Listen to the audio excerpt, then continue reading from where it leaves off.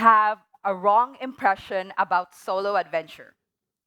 In the social media world we're living in, solo travel is being seen as something overrated because we go to the hottest destinations, take perfect photos, and upload them on social media, which makes me wonder what happened to exploration?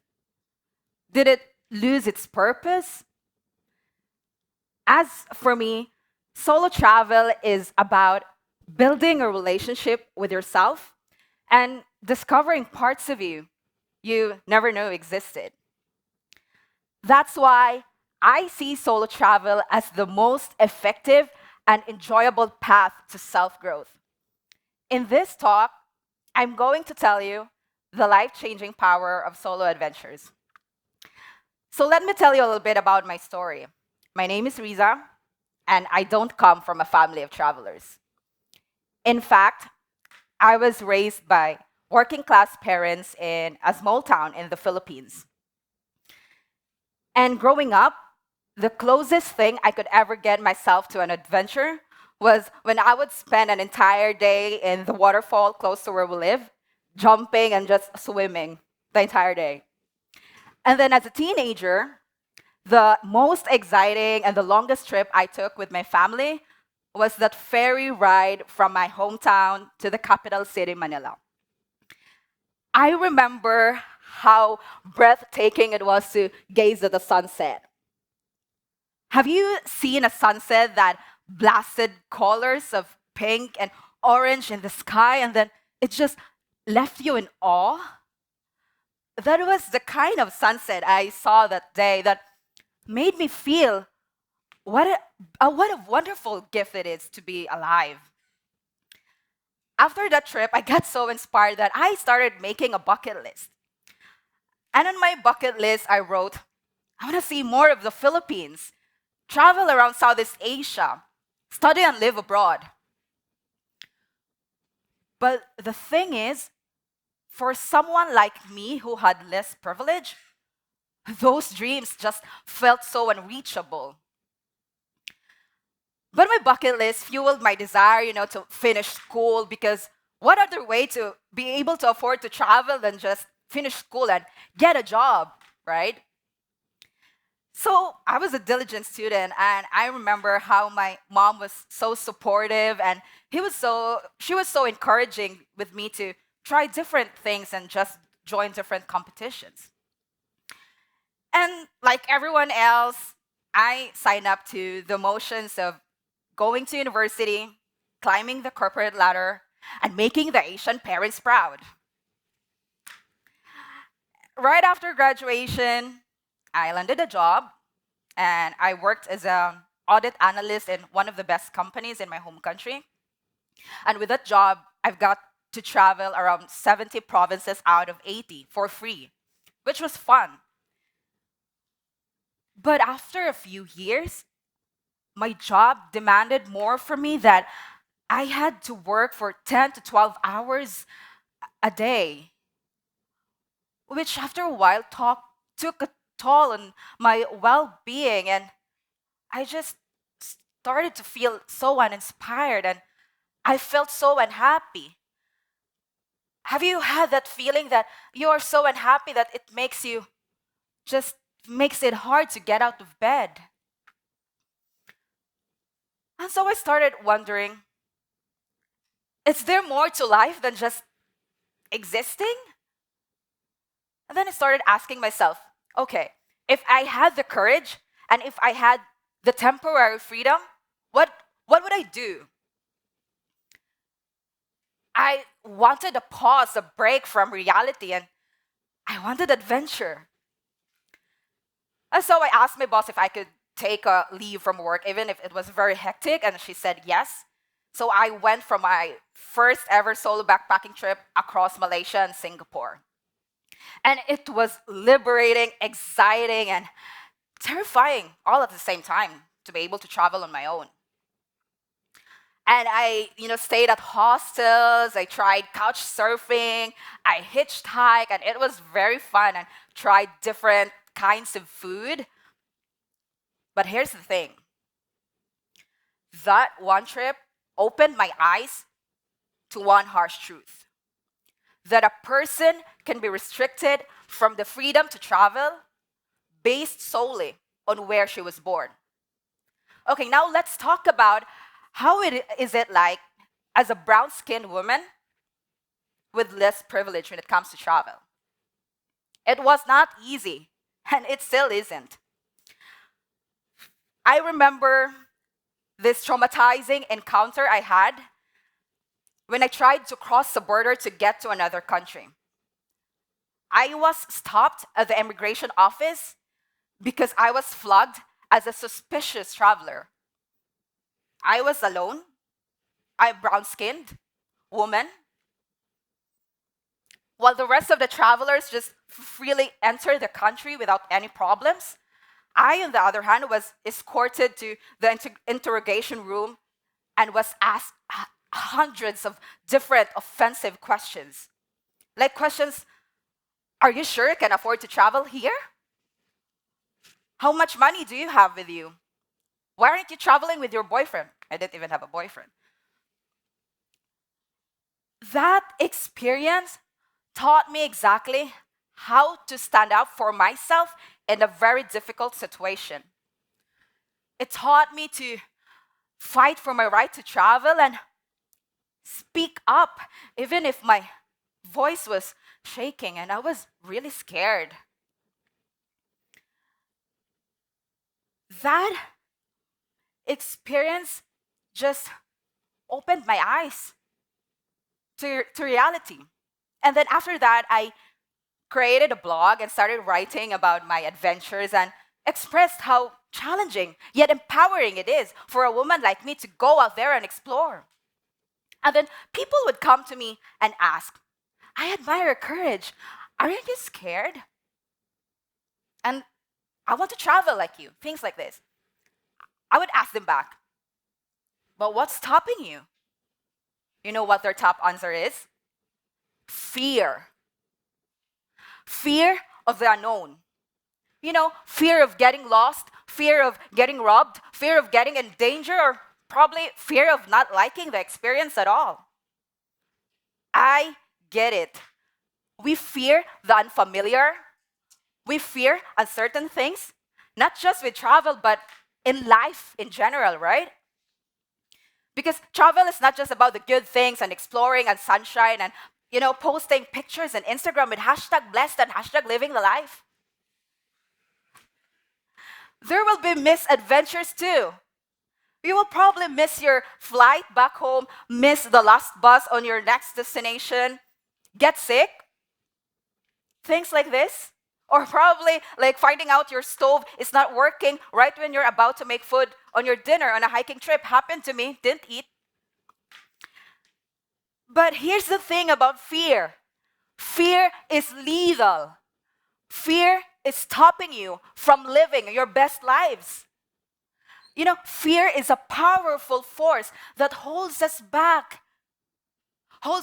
from pursuing opportunities and from going after what we want.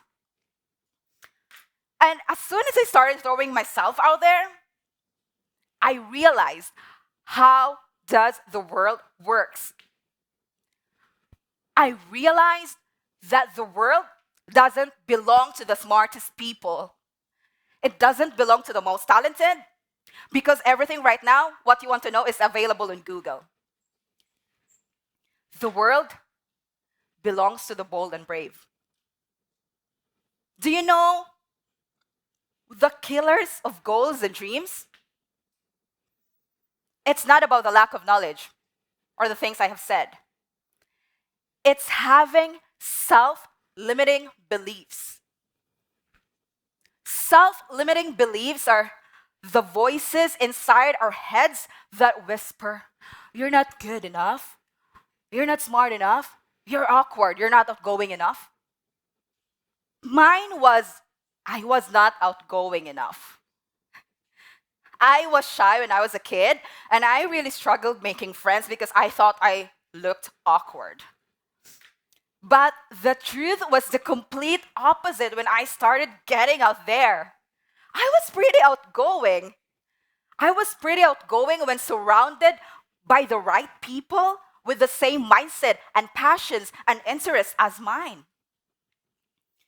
And when I traveled around, I met most of my friends that I have now in a hiking trip, in the hostel, at the beach. And I think through my travels, and I remember this beautiful encounter I had with a German girl. I was backpacking in northern Norway, and then I saw her while I was on my way to a hike. Then I said hi to her, and we exchanged numbers and that. And then we talked about maybe we could have plans together.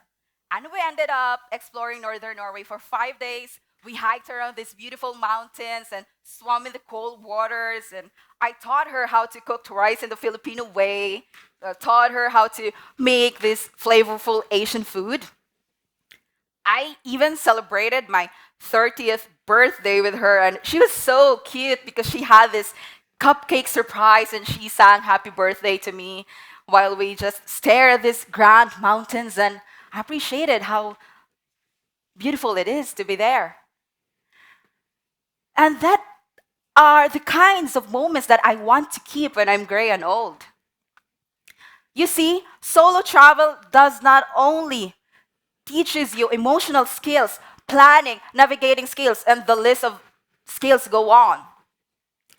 It teaches you socializing skills, something which is essential for your professional and personal growth too. And I think about how I got here. I built my courage muscle because the more you say yes to solo adventures, the bolder you become with your choices. You will gain courage because throughout your adventures, you found out that, oh, wow, you're self sufficient, you're so strong, and you're so capable of so many things. And these are exactly the things that you will never find out if you stay stuck in your box. And exactly 4 years ago today, I finally had the courage after traveling around Asia and in my home country. I left everything behind, quit my job, and moved to Sweden at first and pursued my passion for writing and exploring. A year later, I moved to Norway. Even if the opportunity didn't present itself, I created it on my own. I started to learn the Norwegian language, and at the age of 30, I am starting a completely new degree, and hopefully I could pursue law. And if there's that one thing that helped me move countries and create these possibilities all for myself, it's through my adventures. Solo adventures with the curiosity within myself and the places I was traveling, it's the most transformative foundation of my courage. We have different levels of privileges, you and I. I hope you're aware of yours and make good use of it. I hope you do things that inspires you and makes you just live your best lives. I hope you pursue a bold act of courage. Because imagine 5 years from now, if you constantly say no to opportunities and didn't take the trip because you're scared. What do you think your life would look like if you continue to stay stuck in one place all your life and you didn't take risks at all? Yet imagine you kept saying yes to opportunities even if you weren't ready and you finally took the trip. Imagine that you've become this successful person as exactly how you define success to be.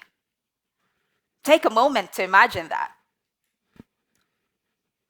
Which life will you choose? Now, you might be thinking, okay, cool, solo travel, it sounds fun. Maybe I will try that. But how do I start? Like the famous philosopher once said, I guess his name was Lao Tzu, a journey with 1,000 miles begins with a single step. Start small.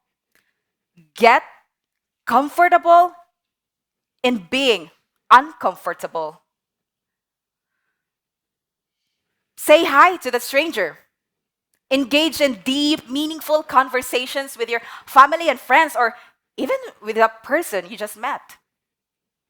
Ask them like questions like, if you weren't scared, or if you had the temporary freedom or the money, what would you do?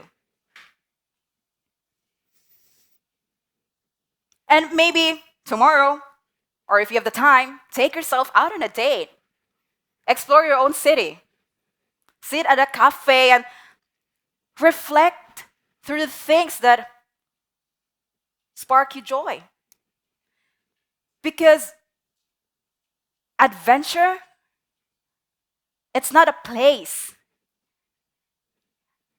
Adventure is a state of mind. The unusual, the exciting, the daring can be found within you.